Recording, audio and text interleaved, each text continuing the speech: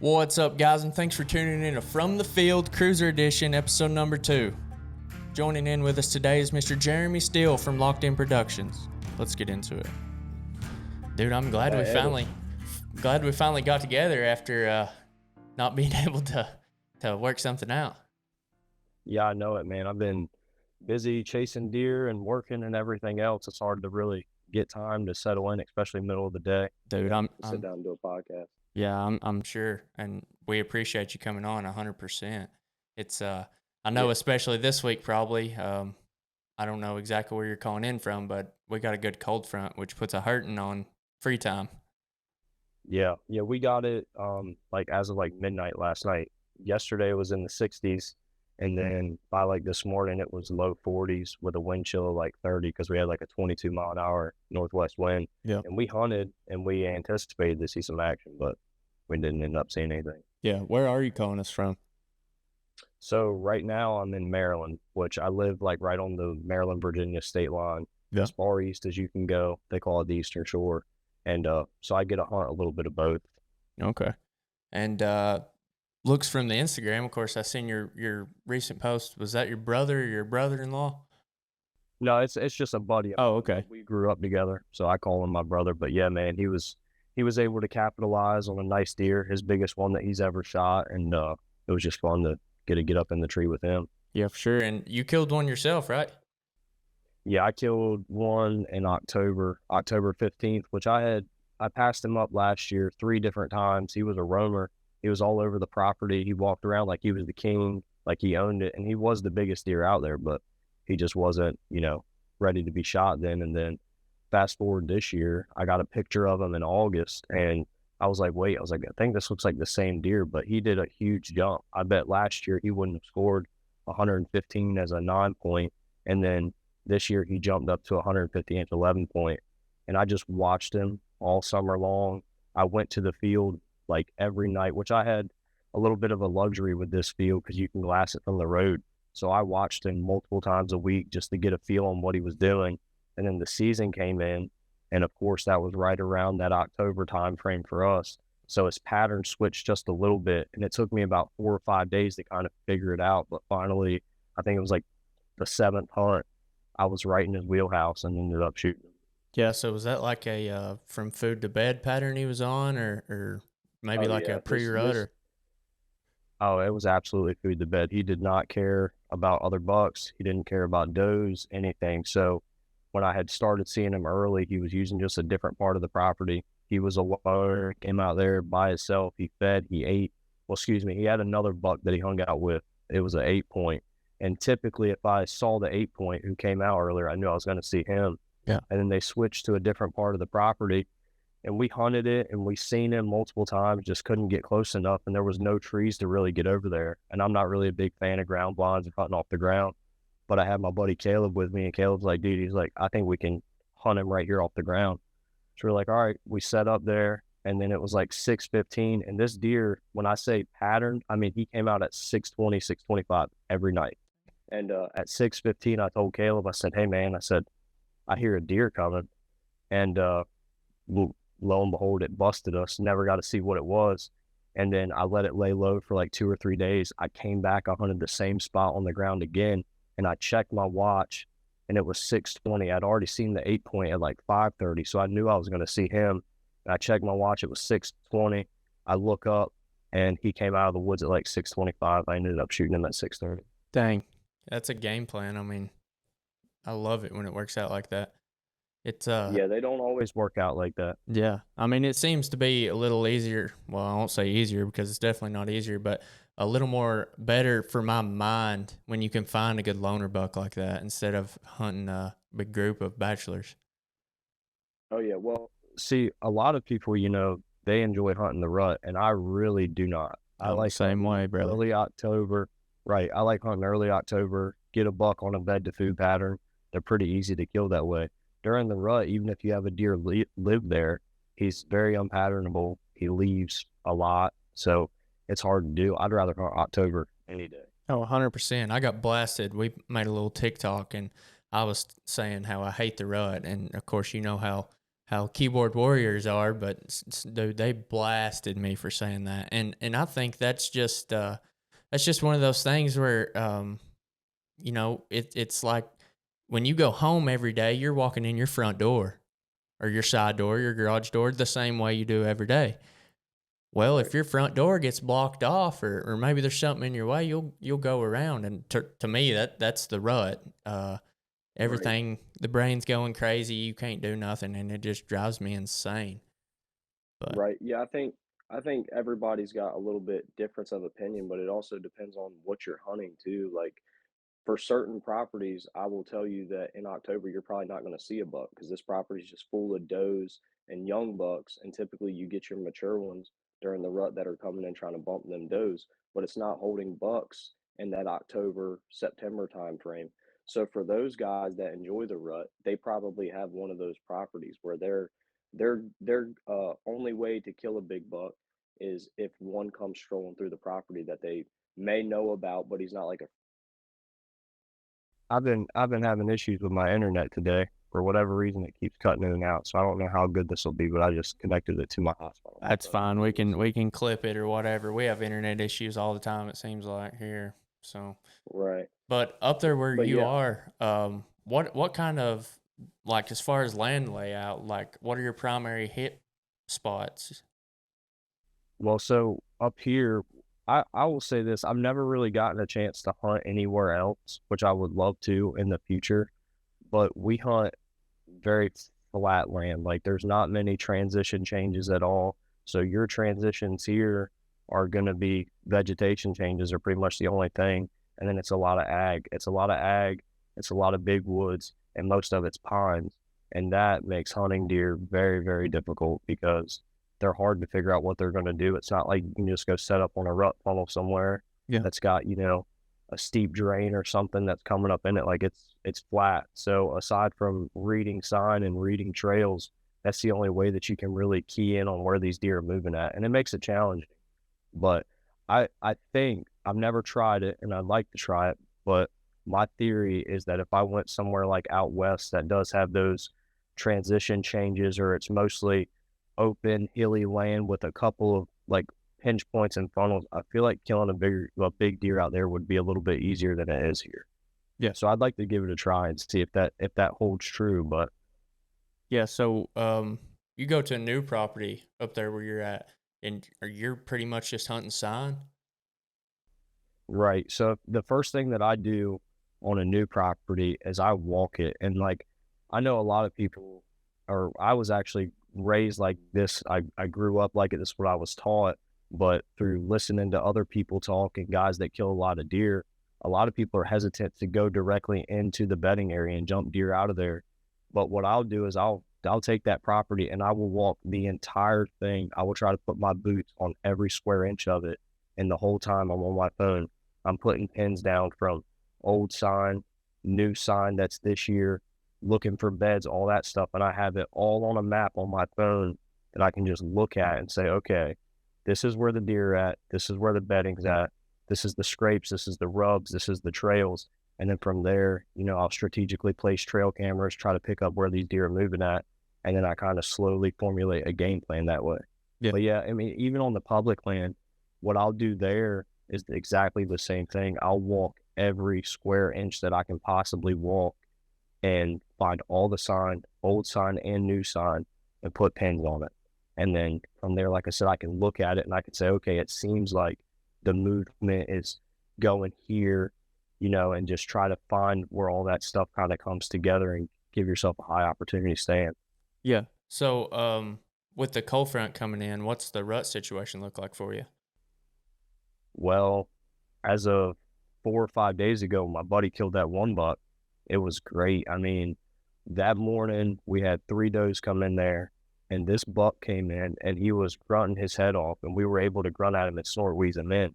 So as far as that day, the rut action was great. And when I'm riding down the road, I'm seeing a lot of bucks that are cruising around looking for does. But like as of this morning, I don't know, it was a weird change. I don't know if bucks are maybe locked down. I do know that the peak rut for our area is technically around November 15th, which we killed that buck November 16th, and that's when we saw that rut action. So as of now, I think a lot of the does that were in estrus around the 15th have either been bred or they're locked down with a buck right now, which could be why some of this movement's suppressed. But the deer that we were chasing tonight or this morning came through last night, and he was a loner by himself, came through in the middle of the night, and he already looked like he was skinny. You know, all that weight that he had packed on throughout the summertime was gone. The deer looked lean. So I anticipate for him, it probably won't be very long before he starts trying to feed again, because he's lost a lot of just, you know, nutrition, I guess. Body percentage is just small, real slender deer. So he's been running around for a right good while. But I think our peak rut was probably around November 15th, 16th. And you wouldn't think it, but I mean, it doesn't take long for that to change. I mean, I would bet that right now, a lot of the does have already been bred or they're locked down with another buck. Yeah, we're in the phase right now where rutting seems to be, I mean, not, I won't say it's at its peak, but it's definitely between the, you know, almost the peak, and even a few bucks are on lockdown.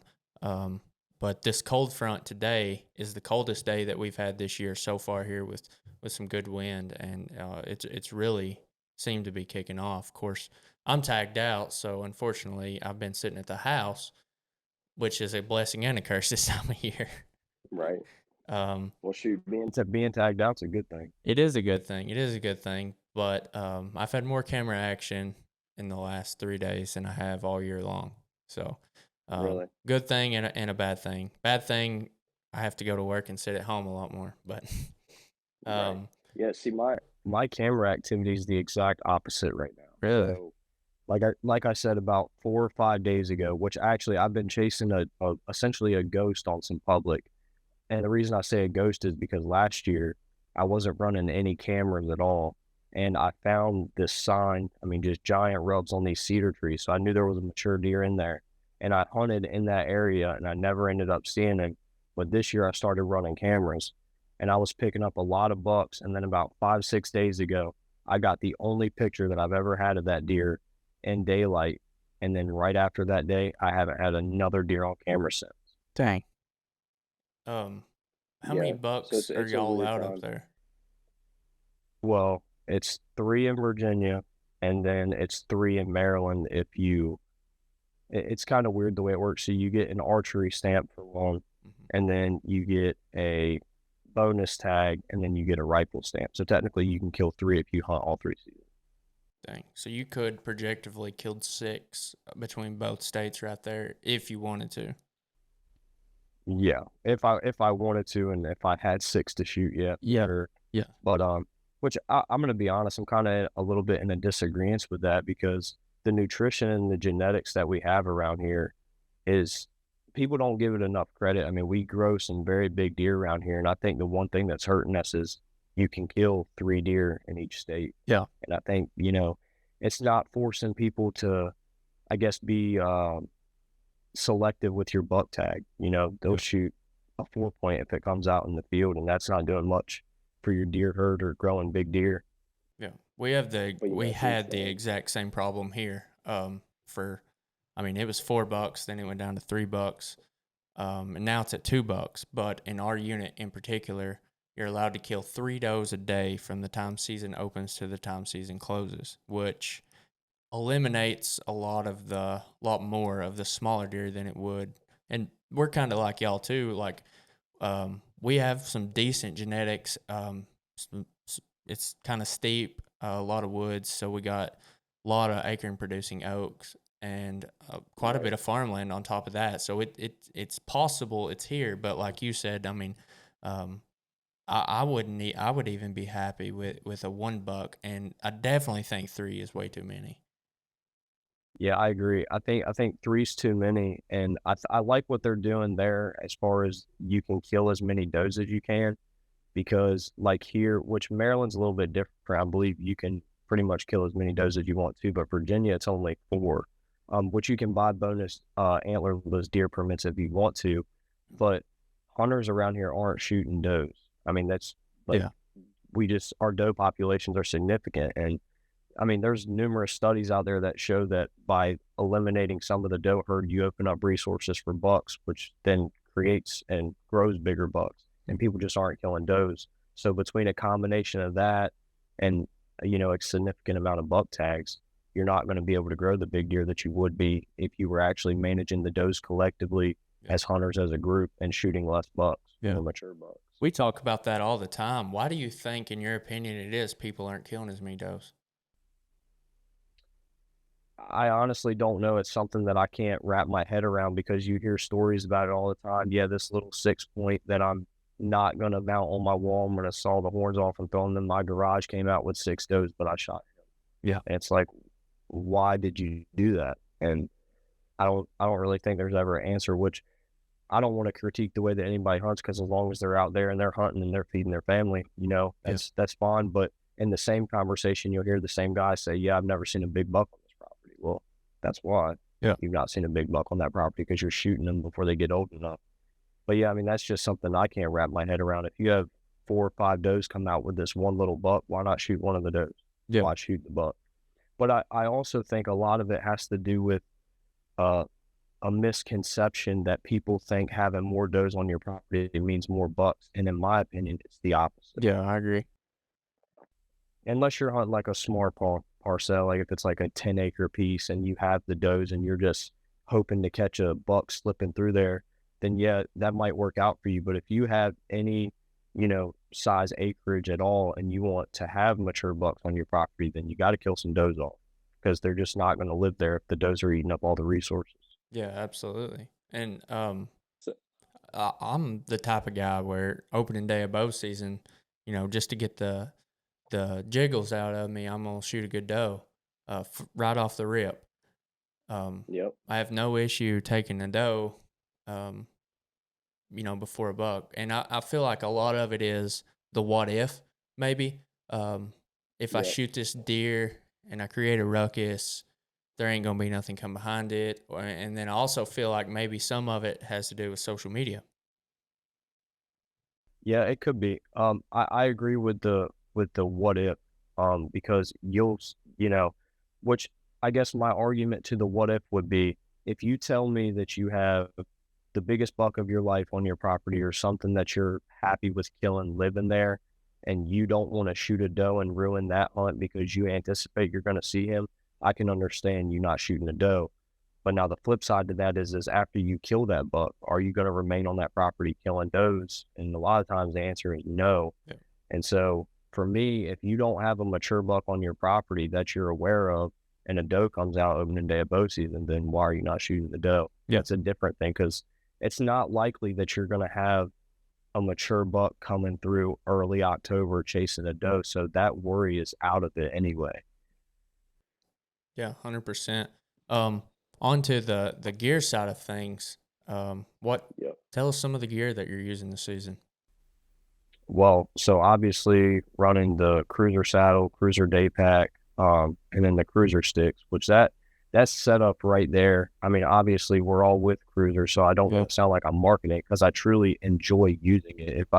If I didn't enjoy using it, I wouldn't be here. Like when the sticks launched, I was like dying to get my hands on them, because at first I was running the XOP sticks, and the only thing I didn't like about the XOP sticks is they're heavy. Yeah. And then I also don't like the cam buckle strap. And then I ran the helium sticks by Hawk for a little while, and those were okay. It's just hard, in my opinion, to pack them. And then when the CRÜZR sticks came out, they pack easy, they're light, and they're short, and I like that, and they fit right on the bottom of the day pack. So that's what I'm running as far as my pack and stuff goes. And then as far as like archery equipment, I like the Easton long range 4mm arrows, running the G5 dead meats, and then I have a couple of the T2s on my quiver as well. I like them a lot. And then I'm shooting a Prime Synergy from 2017, but I have that thing so dialed that I don't even want to get another one. Yeah. And based upon this week and last week, shoot, new bows are getting high. Yeah, I know. They're very expensive, and I have a buddy, man. He's an upgrade guy. He says it every year, man, I'm going to get a new bow, and he'll find a reason as to why he doesn't like the bow he's got. And I tell him, I said, dude, you're just an upgrade guy. I'm like, if you went out and bought a Hoyt right now, the brand new one, like that bow will last you for years. In my opinion, I don't see a need to upgrade your bow every single year unless it's not doing something for you or unless something's broken on it. And like that Prime, I picked that thing up used, and I shot it, and I was like, man, I love the way this feels. And like, I don't even have an interest in getting anything new right now. Mainly one, because of the cost. Obviously, if money wasn't a factor, then I'd probably buy a new bow every year too, but they're steep. They're very expensive. Yeah, for sure. And you do quite a bit of filming as well, right? Yeah, most of the majority of the time I'm behind the camera. Like with my buddy, like I could have easily opted out and said, I got other deer that I want to chase, but I like being behind it, filming it, editing it, and, posting it for people to see. And it's like, I trust myself doing that. Like, I know that if I get behind the camera, like with his buck, the quality of film that's going to come out of it is going to be good. So I'd rather me come along with him and be able to capture that moment and share it with people in a quality way, rather than him being in the stand struggling to shoot the deer and self film at the same time, and then all you have is a kill shot. And that is kind of hard to, I guess, get people to digest. Like when you go, or for me, when I go on YouTube and I watch anything, I like watching the videos where it's a storyline that's played out and somebody tells a story about how they went about killing this animal, versus you get a 30-second kill clip and some B-roll. That to me isn't as intriguing. But yeah, I do enjoy being behind the camera. Like it was fun being there with him. And then I tried filming my buddy Zach this morning, try to kill that 8-point, which, like I said, we didn't see it, but I probably, as long as he's able to hunt or one of them are able to hunt and we have deer to kill, I have no problem being behind the camera for the rest of the season. Yeah. Obviously, unless I have like a giant or something that I find. Yeah, absolutely. And sometimes I even think with filming, you get just as much excitement as if you would have shot the deer yourself. Oh, look, when I was in the tree with him, I think I had buck fever equally, if not worse than he did when that buck came in. After he shot it, I was trembling, and I looked at him and he's trembling and he's fired up and I'm fired up. And I'm like, that was the first experience when I've been with anybody else kill their biggest deer. And I was just as excited, and I really didn't expect that was going to be my emotion. I knew it was going to be his because he just shot the biggest deer of his life. But then I'm up there and I'm shaking too. And yeah, so you both feel the emotion. Oh yeah, 100%. What kind of what's your camera setup look like? So I have the Sony A6400, which is the first, well, not the first camera I ever bought. It was the first quality camera I ever bought. And I've kept that thing all the way until now just because it does what I want it to do. And then I run the Sigma 70-200 lens on it. But I'd like to upgrade to the Sony A7 IV just because it's got 4K at 60 frames, which is better for, your slow-mo shots. It gives it a better quality. But same thing, I also have a camera now that's doing me just fine, and I don't really feel like spending the money on that unless I got it to throw away. Yeah, I agree. But then I'm spending money on other things, like I bought numerous new arrows this year that cost money, cameras, and I'm like, I have a camera. I can find somewhere else that's better suited for this money that's going to help me kill deer. And at least with this camera, I can still share the hunt. And it does what I want it to do. Yeah, 100%. I agree 100%. Just looking back on your Instagram a little bit earlier, y'all catch some killer fish, it looks like, during the summertime. Oh yeah. So my girlfriend's dad, they call him the Red Drum King around here. Him and a group of other guys that are like known for catching these big red drum around here. And so when I started dating her, which prior to dating her, I tried to catch a red drum and I just couldn't do it. And then I started fishing, with her dad, and he taught me the ropes, and we can go out there and catch them pretty consistently. It's fun. It's a great time. I mean, we have a fishing tournament that we fish that's 3-4 days long, and we put the boat in the water as soon as the captain's meeting's over, and we don't come back into the dock until the tournament ends. And we sleep on the boat, we eat on the boat, and we catch fish the whole time. So like all day, all night. Red drum, they're saltwater fish, right? Yeah, they're saltwater fish. So is this like offshore that you're doing? No, so it's inshore. So like where we live at, it's a peninsula, so the bay runs up into it, and then the ocean's on the other side. So like where we live at, it's kind of this crazy place that's super cool because you can, all in one day, mainly during this time of year specifically, you can go turkey hunting and kill a turkey that morning, go out and go tuna fishing that day, catch tuna, and then come back in if you wanted to and go catch red drum, black drum, sheepshead on the other side of the bay. Like, you can just do it all right here. Wow. It's super cool. And it's not far at all. So, like, where we live at right now, I can be to the ocean in 20 minutes, and then I can be to the bay in 20 minutes. Dang. So you can catch fish, kill turkeys, and deer all within the same place. Dude. Yep. All in the same place. Yeah, like last year, well, I think it was the year before last, it was very, very hot in late October, early November. And so, like, me and her dad, we were not in the mood to hunt at all and sweat in the deer stand. So we went out and fished, and then 2 days later, I shoot a buck in November. So yeah, no, that's cool. A lot of opportunities there for the outdoorsman, it seems like. yeah, it's a sweet place. If you're an outdoorsman and you love hunting and fishing, and you dove hunt, squirrel hunt, rabbit hunt, turkey hunt, deer hunt, if you do it all, you can stay busy around here year round. I mean, I think maybe the month of April, early April, maybe February is the only time that there's really not much to do. Yeah. But other than that, year round, we're hunting, we're fishing, we're doing something. Yeah. Well, you spoke on it, so I got to talk about it because it's my favorite thing. What's the turkey hunting like there? Turkey hunting a few years ago was pretty good. Last year, I don't feel like it was as good as it was, but this year we noticed in the spring, like, we had a pretty good hatch. So hopefully this upcoming year will be better. But turkey hunting also here could be better, but people aren't trapping as much as they used to. Yeah. You know, there's a lot of raccoons and fox, and we're even starting to get some coyotes. Not thick yet, but they're slowly getting thicker around here. And so you can tell that that's definitely put an impact on just the turkey population in general. Like, I had one farm last year. I'm usually good for about one time off of it a year, even though I see a significant amount more early. But I think the foxes kill a lot of them, because I had the turkey decoys out one day, and me and Caleb were hunting, and we were trying to call in this time. And next thing you know, a fox from like 400 yards across the field just makes a beeline coming straight for that turkey decoy.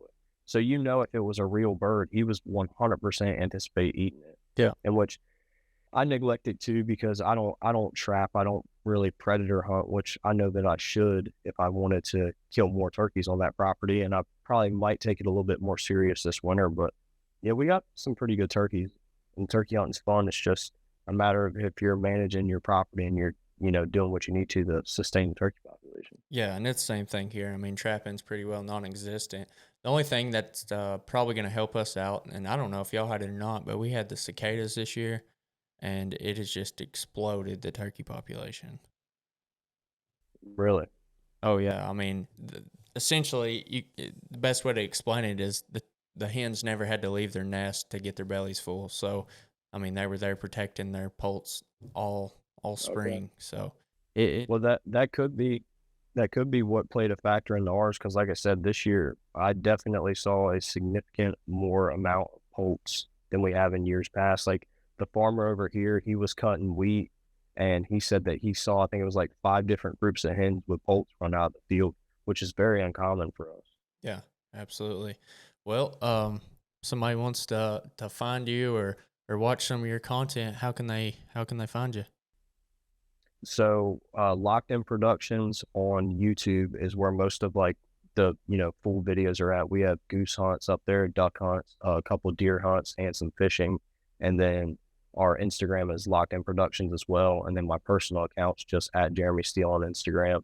And then I think leading into this year, the goal with some of this content is I'm going to branch off of those accounts, and I'm going to make an account that's specifically dedicated to whitetails and maybe some other big game in there as well. But I'm not certain on that yet.